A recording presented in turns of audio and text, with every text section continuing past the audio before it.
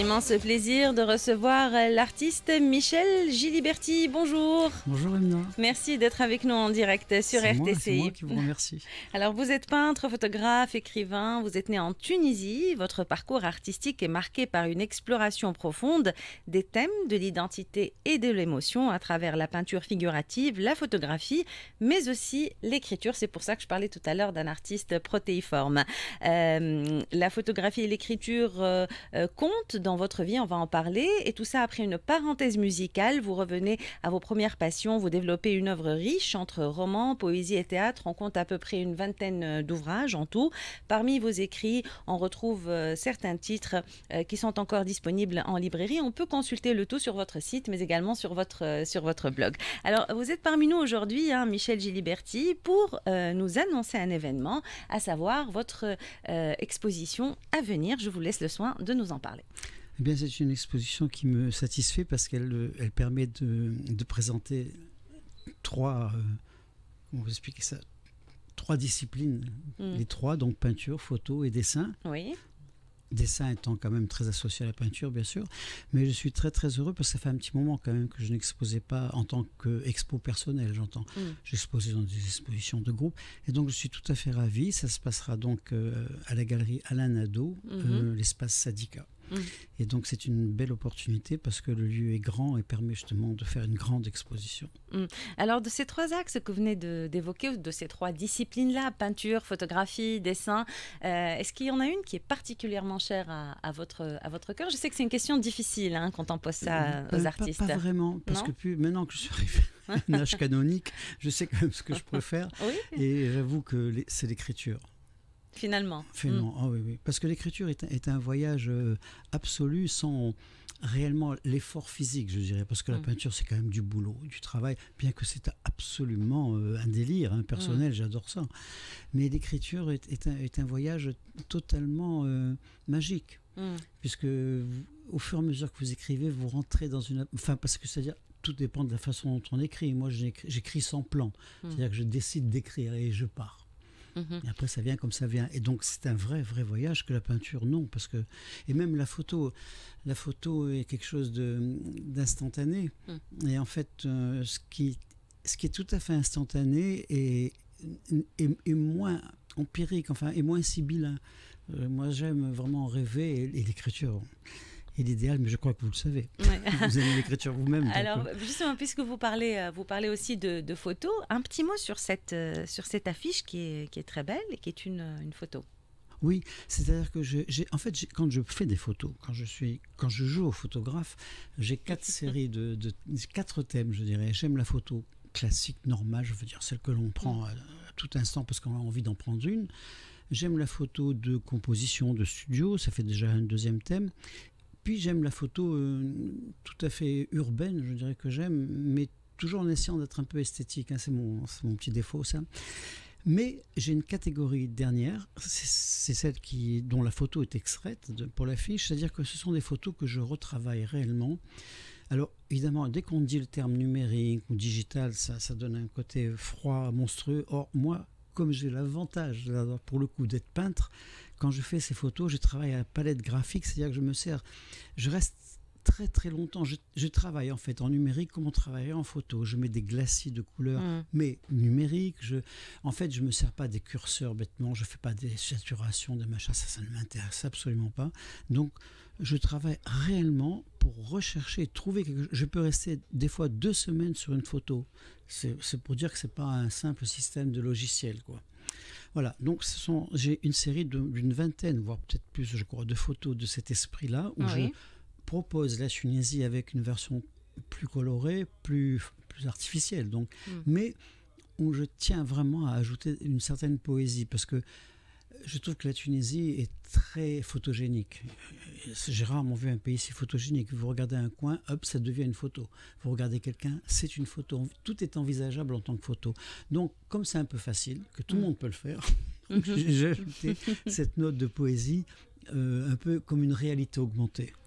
Alors très souvent, on retrouve des textes qui accompagnent vos photos, que vous partagez sur les réseaux sociaux. J'ai envie de vous dire, qu'est-ce qui arrive en premier, le texte ou la photo? Alors, c'est-à-dire quand je vois quelque chose qui m'inspire, évidemment, je vais parler en tant que photographe, mais quand je fais la photo, j'ai déjà quelques mots qui se bousculent, si vous voulez. Et après, donc, il faut fatalement la photo en premier, parce qu'il faudrait adapter une photo à un texte, ce qui est quand même beaucoup plus difficile. Alors que écrire sur quelque chose est quand même, me semble, beaucoup plus logique. Est-ce que vous considérez, Michel Giliberti, que la photographie est un acte poétique? Ah, pour moi, tout à fait, parce que je ne photographie que ce que j'aime. Je ne suis absolument pas dans le souci du nombre, du chiffre. D'ailleurs, je prends toujours qu'une photo avec le plaisir immense de savoir que je peux la louper. Je vous assure, c'est un réel plaisir chez moi. Je ne peux pas supporter de photographier en rafale. Ça ne m'intéresserait pas d'avoir 40 photos, de choisir la meilleure, parce que ça veut dire que je suis obligé d'en trouver une bonne. Et si je la loupe, puisque je ne prends qu'une prise, si je la loupe, je suis absolument ravi. J'ai un souvenir excellent et j'ai loupé une photo. C'est un truc un peu curieux, mais c'est parce que j'étais habitué avant le numérique à l'époque où les photos coûtaient cher, les pellicules, les diapos, tout ça. Donc j'ai toujours été très sélectif dans les photos. Je ne photographie que si j'ai un coup de cœur. Alors, vous privilégiez les portraits et les corps. Vous cherchez à capturer l'essence des individus à travers leur expression et posture. Est-ce que vous avez, comme pour Modigliani par exemple, besoin de connaître votre vis-à-vis, de sentir, de capter quelque chose chez lui, son âme ou autre, pour pouvoir le photographier? Alors, on pourrait dire ça, mais c'est pas tout à fait ça. Ce qu'il faut, alors là aussi c'est une démarche un peu particulière, c'est-à-dire que je ne peux peindre qu'une personne qui m'a donné envie de peindre. Mais c'est pas du tout parce qu'elle est intéressante visuellement. C'est qu'elle a ce quelque chose de mystérieux, ce paramètre indéfinissable. C'est vrai que c'est un vrai mystère. C'est comme le nombre d'or. Pourquoi un endroit est magnifique, à 2 mètres près, l'endroit n'est pas beau. Donc il faut que quelqu'un me trouble, pas dans le sens des sens, me trouble dans l'idée de j'ai envie de peindre, j'ai envie de travailler avec cette personne. Et ce n'est que ça le paramètre. C'est-à-dire c'est ça dont j'ai besoin. Et vous dites, dans mes peintures, là on parle de peinture, donc je vous cite, dans mes peintures, j'essaie de mettre en avant nos failles, nos désordres, nos fragilités. Ce sont des thèmes qui me troublent depuis toujours. Depuis toujours. C'est pour ça que je ne peux pas peindre l'assurance. Voilà. Si je vois quelqu'un de absolument parfait qui frime parce que la personne sait qu'elle est belle, ça ne me touche en aucun cas. Vous dites aussi l'enchantement, autant que l'abus de couleurs, n'est pas manière à m'inspirer. Donc finalement, qu'est-ce qui vous inspire si ce n'est pas les couleurs, si ce n'est pas la perfection? Eh bien, c'est simplement la sincérité. Finalement, si vous voulez, ce que j'aime peindre, je veux peindre pour faire passer le message. Comment expliquer? Ce que j'aime, c'est qu'il y a un pont. Un pont qui s'établit entre la personne qui va regarder mon tableau et moi qui l'ai fait, bien sûr. Et pour cela, la couleur n'est jamais quelque chose, pour moi, extrêmement intéressante pour les gens qui savent la manier. Moi, la couleur, pour moi, est totalement secondaire. Je pourrais peindre en noir et blanc. Ce que j'aime, c'est l'émotion. Donc, si je fais un visage et que dans ce visage, on y lit le tracas, la faille, comme je dis, la fragilité, ouais. Tout ça, moi j'ai réussi parce que je ne cherche pas à plaire, c'est mon défaut. Je n'ai jamais désiré plaire. Ce que je veux, c'est être sincère. Et en fait, finalement, on plaît en étant sincère. Donc, en fait, c'est un système un peu plus tarabiscoté pour arriver à la même chose. Pour arriver à l'émotion, finalement. À l'émotion, je n'aime que ça. Vous savez, dans les livres, enfin, je crois un jour vous en avoir parlé ou à quelqu'un d'autre, peut-être, mais je crois que c'est à vous. Je suis toujours sidéré des livres d'or de mes amis artistes qui ont beaucoup de talent. Je ne joue pas là-dessus, je ne critique personne. Oui. Mais je vois les phrases enthousiastes que l'on peut écrire sur un livre d'or, où on peut dire « Oh là là, c'est formidable, il y avait des couleurs étincelantes, c'était éblouissant de couleurs, un feu d'artifice ». Moi, ce sont des termes qui m'affolent. Ce que je veux lire, c'est ce que je lis dans mes livres d'or, moi, en disant « J'ai eu envie de pleurer, ça m'a trop touché, je suis sorti, ma femme n'en pouvait plus. » Voilà. Et là, j'ai joué mon rôle parce que j'aime, il y a le côté presque psychanalytique dont j'ai besoin dans une œuvre, parce que moi-même, je me psychanalyse en peignant, si vous voulez.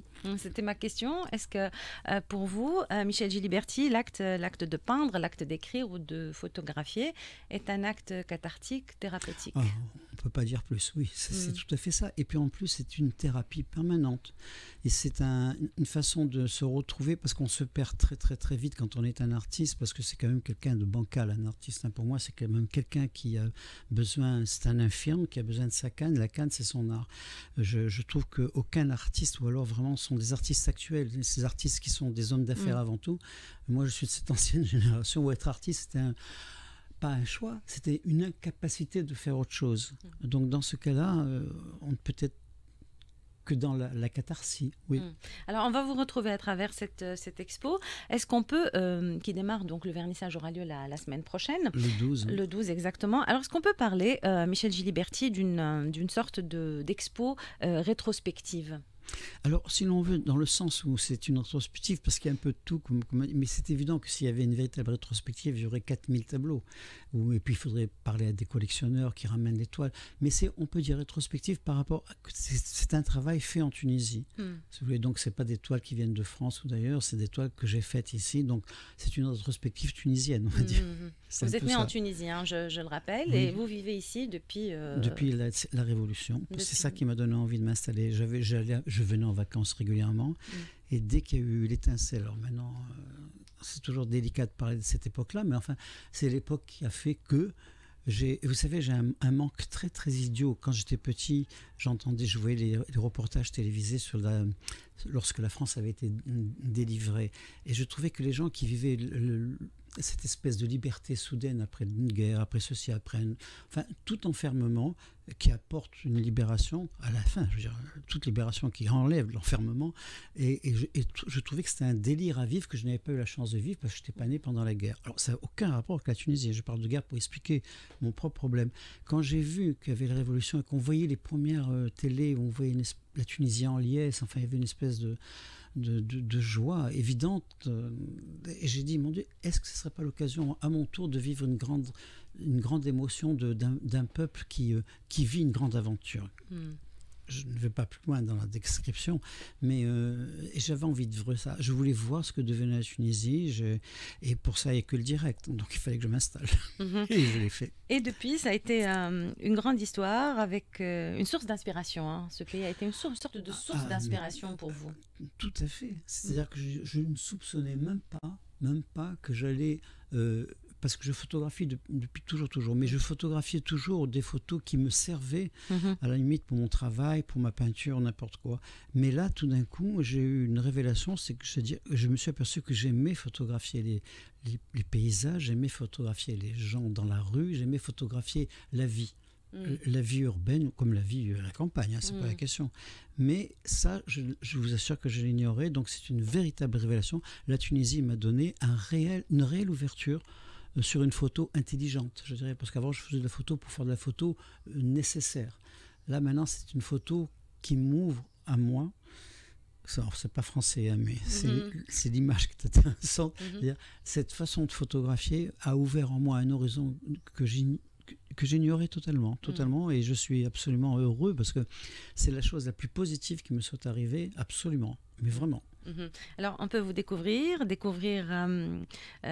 vos œuvres, différentes disciplines, hein, peinture, photo, dessin, à travers cette exposition. On va mettre entre guillemets rétrospective. Ça se passe le jeudi 12, donc jeudi prochain, à 18h à la galerie Alain Nadeau, à l'espace Sadira. Alors, qu'est-ce qu'on peut dire de plus, Michel Giliberti, ou je vous laisse le soin du mot de la fin? C'est difficile parce que je ne sais pas quoi vous dire. À vrai dire, le mot de la fin, c'est que je suis donc très heureux, comme je vous ai dit, de faire quelque chose en Tunisie, en plus pour la Tunisie dans ma tête, parce que c'est très curieux. Je peins toujours dans cette idée, c'est-à-dire je peins, et bien sûr pour moi, mais pour montrer, et je veux que les gens qui se retrouvent dans les photos soient heureux de se retrouver à travers mon œil, je dirais. Je veux poétiser la Tunisie. En fait, c'est un message de paix. Je ne sais pas comment vous dire. Je suis quelqu'un qui veut rendre heureux. Et même par la faille, même par le désordre, même par tout ce que vous voulez, parce que l'émotion, quelle qu'en soit l'origine, le but émotion veut dire être ému. Et donc émouvoir reste quand même ma tasse de thé, je dirais. Alors, on parlait tout à l'heure des couleurs et de votre rapport aux couleurs. S'il n'y en avait qu'une à retenir, ce serait laquelle, Michel? Alors, comme je n'emploie jamais de couleur directe dans la peinture, je vais vous donner un mélange. Parce que c'est pas possible. Allons-y pour ce mélange. Alors, je pratique beaucoup des mélanges entre le gris pen, qui est une couleur indispensable. Je ne sais pas peindre sans ça. Le jaune de Naples, vous voyez, ça fait déjà très peu, parce que le gris pen, c'est quand même un gris à peine bleuté. Le jaune de Naples et le rouge de Baroque. Ce sont trois couleurs et les terres de Sienne. Après toutes les terres, si vous voulez, terres de Sienne, terres de Cassel, enfin voilà. C'est très peu. Mais ceci dit, dans l'expo qui va se passer, il y a des tableaux extrêmement colorés. Mais pourquoi? Parce que dans ces tableaux-là, la couleur a un but. Elle n'est pas gratuite. C'est pas un décor.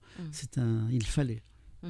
Merci beaucoup. On a hâte de découvrir tout ça jeudi prochain. Et je me permets de dire Aïd Mabrouk, bien sûr. Bien sûr, Aïd Mabrouk. Merci beaucoup. Ça se passe le 12, je le rappelle. Le vernissage aura lieu à 18h. L'exposition de Michel Giliberti, que j'ai eu l'immense plaisir de recevoir aujourd'hui. N'hésitez pas à retrouver le podcast sur notre chaîne YouTube, sur notre page Facebook. N'hésitez pas à partager, à liker.